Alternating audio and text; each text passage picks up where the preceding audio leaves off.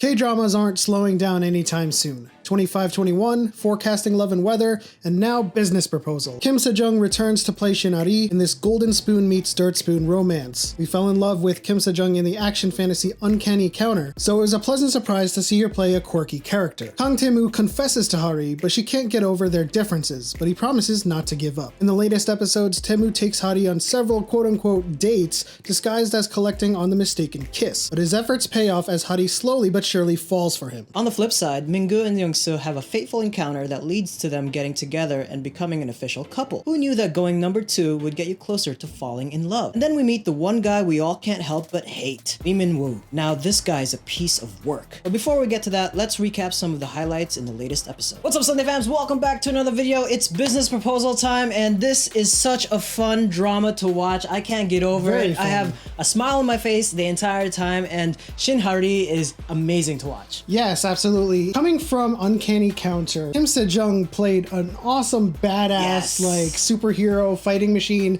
and then to see her go from that to Business Proposal, where she's very quirky and she's got almost like Kim Tae-ri like charms about her character. Yeah. Kim Tae-ri from 2521. It's so charming and you can't help but fall in love with her character. And of course, as we mentioned, this is one of those kind of golden spoon romances, and it kind of reminds me of Clean with Passion for now with Kim Yoo-jung. If you haven't seen that, go watch that. Those types of characters are so, I wouldn't say stereotypical, but they're so relatable in a sense that you probably know someone who acts exactly like that. Now, of course, these characters are always super exaggerated. We know that these rich guys or rich people aren't this kind of like this kind of snobby. It's always fun to see these characters kind of act like fish out of the water, just being completely oblivious to how life is and how people live their lives. And you know, he walks around going like this and he has such confidence. He's like, there's nothing I'm not good at. But then this meeting with Hari kind of proves to him that there's something that he doesn't have much experience in, and that is with girls. He doesn't have very much experience because it throws him off. He's very distracted at his work, and it's kind of showing on his face too and his actions. He's starting to get jealous, and you know, in the latest episode, he goes on and pretending to be her boyfriend in front of her friends so she keeps face, or should I say saves face, and then they resume to go on in all of these dates. That part was just super funny. Just seeing how he acted as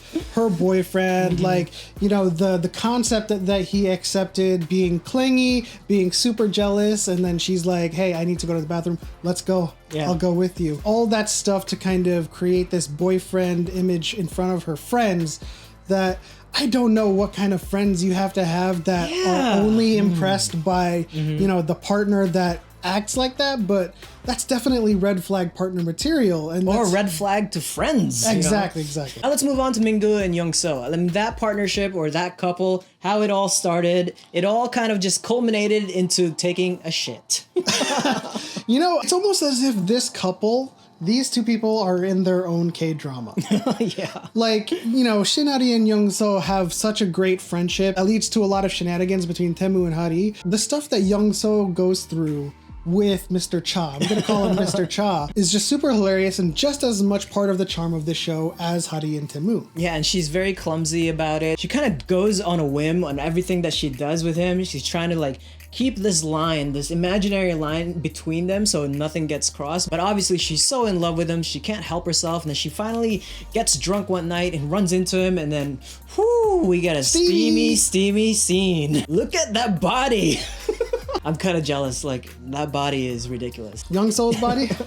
I'm talking about the other one. But then as we said in the beginning, this guy, Lee Min-woo, he's a dick. Yeah, he's absolutely the worst. He's that one character that needs to be part of every story or part of every K-drama of that one person that you love to hate. He is narcissistic, he's very selfish, so he's using Hari as a crutch, someone that he can rely on that will always have feelings for him so that he can move on with his life with whatever girlfriend that he finds and meets. But he always knows that if it never works out, he's got Hari. Yeah, it's kind of like the backup plan, which is not something you want to be in this relationship, right? You want to be the first choice at all times. Yeah.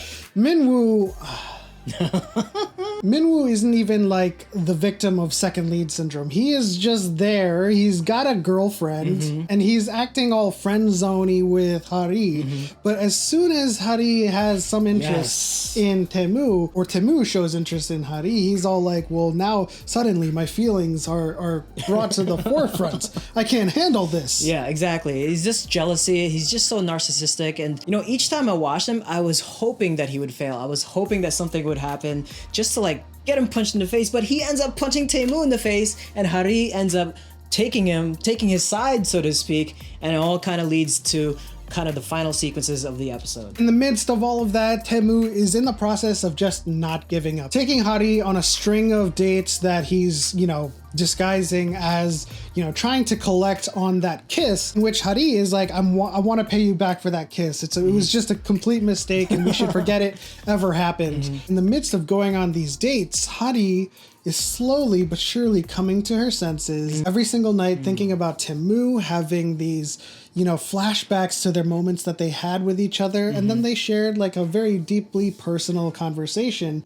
with corn dogs. With corn dogs and Taemu's parents. He never got a chance to even talk about his parents, or he always surrounded by people who would either just apologize for the situation or not have the same kind of response that Hari gave him. He was a little bit more empathetic, and she gave him a little bit of love there. And that also kind of solidifies their feelings for each other, right? Because he was a little bit more human, not the boss, not the president. Yeah. And she was always herself, which is why Taemu fell in love with her. But on the flip side, Hari is starting to see the human side of Taemu, and she's starting to realize those feelings as well. Which leads us to the end of the latest episode, where she is on a team development, company-sponsored dodgeball game, and she hurts herself a little bit. She might have sprained her wrist. The graphic made it look a little bit more severe than it was, but, you know, she hears through the grapevine that Taemu is actually going on a blind date, and she becomes super jealous. She's like, what happened to you not giving up? And she has all of these thoughts, and she's like, oh, well, I have no right. And then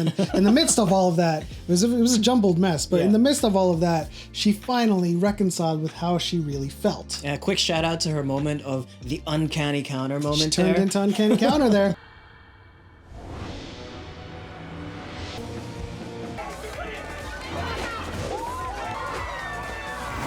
But then we get this final scene with them on the bridge, and Taemu says to her, you take one final step and I can never let you go. And that was a really heart-fluttering moment, right? Like, he's a pretty smooth talker all the way. He knows how to play piano, for Christ's sake. Right. So, I mean, if you can fall in love with anybody, it's somebody like that.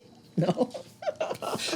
You got through it, but I thought you were going to mess up. So as a result, they are now together, because that's how the episode ended. I don't know, because the previous episode ended up with them kissing. Yes. But then the next moment was like, oh, that was a mistake. So we don't know. They're probably going to be officially together as of the next episode. Yeah, I just want to appreciate how the female leads are taking on these really good kissing moments where the male leads are just kind of like dumbfounded in the moment or something. Like there's no reaction out of them. But that also leads us to give a huge shout out to Minggu, who at the first, with Young So kissing him like drunken, you know, no movement whatsoever, because, you know, rightly so, he's surprised. And then she pulls away and he pulls her in and does this like huge... I mean, that's how normal kisses go, right? It's like a conversation. You gotta feel it out. I appreciate it. Now, coming off of the last frame on that episode with them kissing and us saying, hey, they're probably officially together now, we're looking to an obstacle that's going to present itself in the future that drives them apart. And I know for sure that Minwoo is finally reconciling with his feelings, and he is going to confess to Hari, you know, creating this rift, creating this confusion in her mind, because she has had a crush on him for 7 years. And so finally he's coming around to her. Of course, it's going to create another rift with her friends. But Minwoo, like, finally confessing to her, she might, you know, have this moment of weakness where... I really hope not, like, because everything is like so close to each other, they're all working together. It's probably going to create a bigger rift where the reveal of who she is to Kang Taemu, to his grandfather, is probably going to create an even bigger rift. Minwoo confesses, the grandfather gets pissed, and all hell breaks loose because we still have like 8 episodes left. So Jesus.